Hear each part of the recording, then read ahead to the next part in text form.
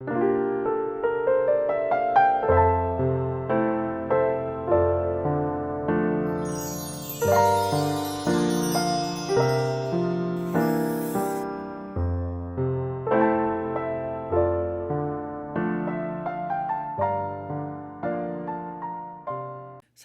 5장 13절에서 25절까지 말씀을 교독합니다. 다윗이 헤브론에서 올라온 후에 예루살렘에서 처첩들을 더 두었으므로 아들과 딸들이 또 다윗에게서 나니 예루살렘에서 그에게서 난 자들의 이름은 삼모아와 소밥과 나단과 솔로몬과 이팔과 엘리수아와 네벡과 야비야와 엘리사마와 엘야다와 엘리벨렛이었더라. 이스라엘이 다윗에게 기름을 부어 이스라엘 왕으로 삼았다 함을 블레셋 사람들이 듣고 블레셋 사람들이 다윗을 찾으러 다 올라오매 다윗이 듣고 요새로 나가니라. 블레셋 사람들이 이미 이르러 르바임 골짜기에 가득한지라. 다윗이 여호와께 여쭈어 이르되 내가 블레셋 사람에게로 올라가리이까 여호와께서 그들을 내 손에 넘기시겠나이까 하니 여호와께서 다윗에게 말씀하시되 올라가라 내가 반드시 블레셋 사람을 내 손에 넘기리라 하신지라. 다윗이 바알버라심에 이르러 거기서 그들을 치고 다윗이 말하되 여호와께서 물을 흩음같이 내 앞에서 내 대적을 흩으셨다 하므로 그곳 이름을 바알버라심이라 부르니라. 거기서 블레셋 사람들이 그들의 우상을 버렸으므로 다윗과 그의 부하들이 치우니라. 블레셋 사람들이 다시 올라와서 르바임 골짜기에 가득한지라. 다윗이 여호와께 여쭈니 이르시되 올라가지 말고 그들 뒤로 돌아서 뽕나무 숲을 맞은편에서 그들을 기습하되 뽕나무 꼭대기에서 걷는 걸음 소리가 들리는거든 곧 공격하라. 그때 여호와가 너보다 앞서 나아가서 블레셋 군대를 치리라 하신지라 하시오. 이에 다윗이 여호와의 명령대로 행하여 블레셋 사람을 쳐서 게바에서 게셀까지 이르니라. 아멘. 할렐루야. 하나님의 크신 은혜와 평강이 오늘도 변함없이 여러분 가운데 가득 넘치기를 주님의 이름으로 축원합니다. 어제 우리는 다윗이 온 이스라엘의 왕이 된 것을 함께 살펴보았습니다. 그리고 이제 6절 이하의 내용부터 보면 이제 다윗 왕국이 기틀을 마련하고 그리고 이제 성공 가도를 달리는 내용으로 이루어져 있습니다. 6절부터 12절까지를 보면 여부스 사람을 몰아내는 그런 장면을 우리가 보죠. 그래서 예루살렘을 정복해서 그 예루살렘을 이스라엘의 수도로 삼는 거예요. 통합 이스라엘의 수도로 삼는 거예요. 이게 의미가 있는 게 지금까지 이 예루살렘은 어느 지파에도 속하지 않은 그런 구역이었거든요. 유다와 베냐민의 경계 사이에 있는 성읍인데 아직까지 정복되지 않은 여부수 사람들이 여기 머물고 있었던 것입니다. 그리고 13절부터 25절까지를 보면 당시에 이스라엘의 가장 큰 대적이었던 블레셋과의 싸움의 내용이 나오죠. 그런데 이제 이 블레셋을 격파해서 이제 이스라엘을 굳건하게 세우는 그런 장면인 거예요. 이러한 이 싸움들의 공통점이 있어요. 뭐냐면 이 싸움들이 결코 쉬운 싸움이 아니었다라고 하는 겁니다. 여부스 사람들이 지금까지 이날까지 예루살렘에 살고 있다. 지금 여호수아 시대에 가나안을 정복한 이래 400년이나 지났는데도 불구하고 여부스 사람이 거기 버티고 있다는 건 여부스 사람이 호락호락한 그런 사람들이 아니라고 하는 거예요.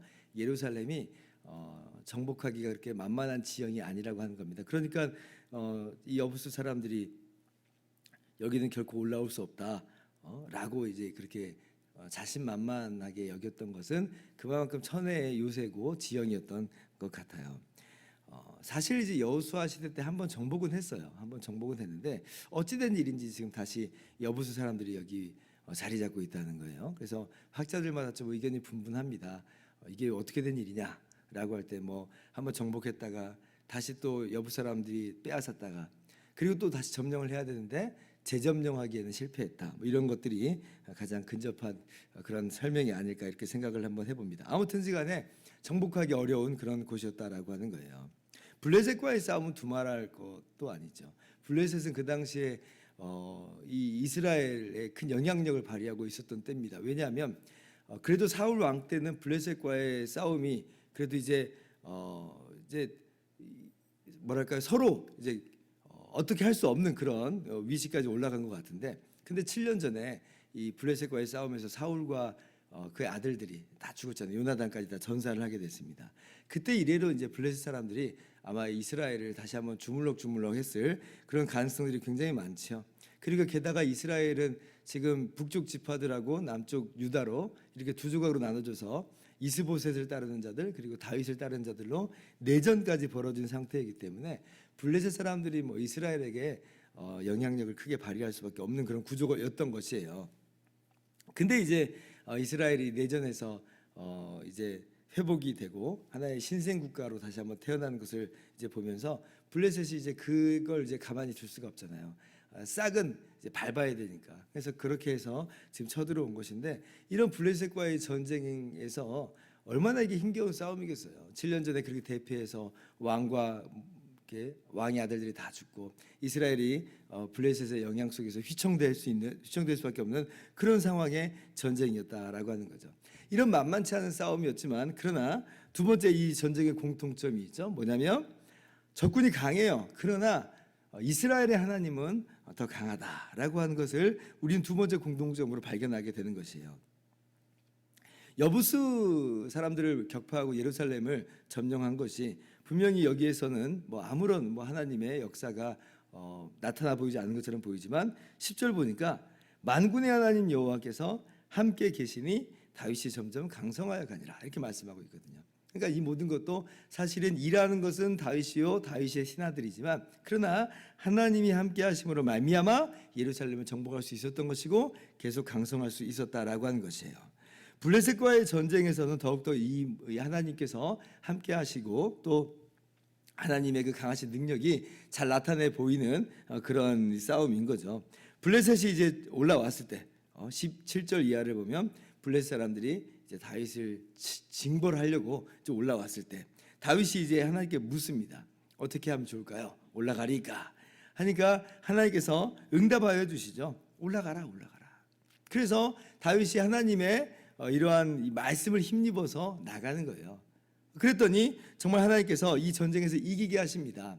근데 이 전쟁을 가만히 보면 어떤 일이 지금 있게 되냐면 21절 보니까 이제 블레셋 사람들이 뭘 가지고 지금 이 전쟁에 참전했냐면 우상들을 가지고 참전했다 그래요.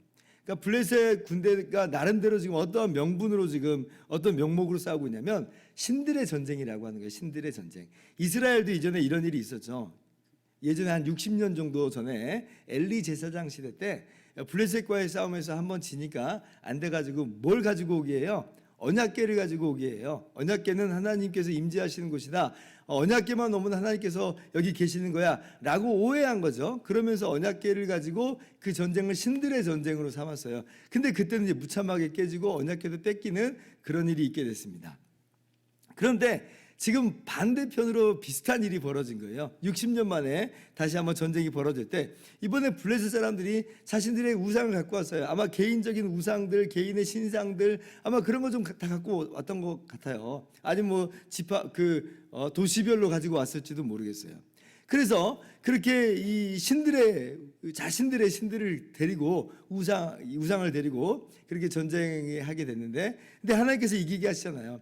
오히려 우상을 지금 이스라엘이 갖다 치웁니다. 전에는 이스라엘이 져서 언약궤를 뺏기는 그런 일이 있었는데 지금은 오히려 블레셋 사람들의 우상을 다 치워버리는 이기고 승리하여 우상을 다 치우는 이제 그런 놀라운 승리를 이루십니다. 이게 하나님께서 하시는 일. 하나님이 더 강하다는 거예요.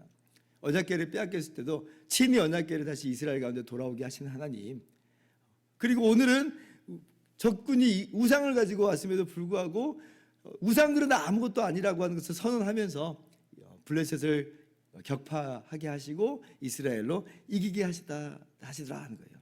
두 번째 다시 한번 또 블레셋이 또 쳐들어옵니다. 그때 또 다윗이 하나님께 묻죠. 근데 이때 참 더 놀라워요. 이번에는 마주 나가지 말라고 해요. 오히려 뒤로 돌아서 기습을 하라고 합니다. 근데 그때 그 기습을 어떤 신호를 기점으로 해서 기습을 하라 그러냐면 뽕나무 꼭대기에서 걸음 걷는 소리가 들리거든 곧 공격하라. 아니 뽕나무 꼭대기에서 걸음 걷는 소리가 들릴 리가 없잖아요. 이게 그럼 무슨 얘기인가라고 할 때에 하나님의 군대가 출전하는 거 아니겠어요? 하나님의 군대가 앞서간다는 겁니다. 그래서 여호와가 너보다 앞서 나아가서 블레셋 군대를 치리라 이렇게 말씀하세요. 이러한 이 하나님께서 기적적인 일을 행하시겠다는 거예요. 그리고 그 소리를 따라서 다윗이 뒤로 돌아서 기습하면서 출전할 때에 하나님께서 또 블레셋을 쳐서 이기게 하시는, 아마 이제 블레셋의 영향력은 이제 끝난 것 같아요. 아마 이전에 사울 시대만큼은 이미 회복되는 것 같습니다. 다시 한번 블레셋과 대등한 관계까지는 올라간 것처럼 보여요. 놀라운 승리를 하나님께서 다윗에게 허락하시는 것을 봅니다. 하나님이 더 강하다. 하나님이 더 강하다. 오늘 이 말씀이 우리에게 큰 위로와 격려가 되지요. 오늘을 살아가는 우리들에게도 얼마나 큰 많은 어려움들과 또 그 대적들이 우리 주변에 세상이 또 죄악이 또 사탄이 그렇게 우리를 얼마나 힘들게 만드는지 몰라요. 어렵죠. 상황이 녹록하지 않습니다. 그러나 하나님이 함께 하시니 우리가 모든 것을 능히 감당할 수 있고 하나님의 승리를 맛볼 수가 있는 것이에요. 오늘 이것이 우리에게 주시는 하나님의 말씀입니다.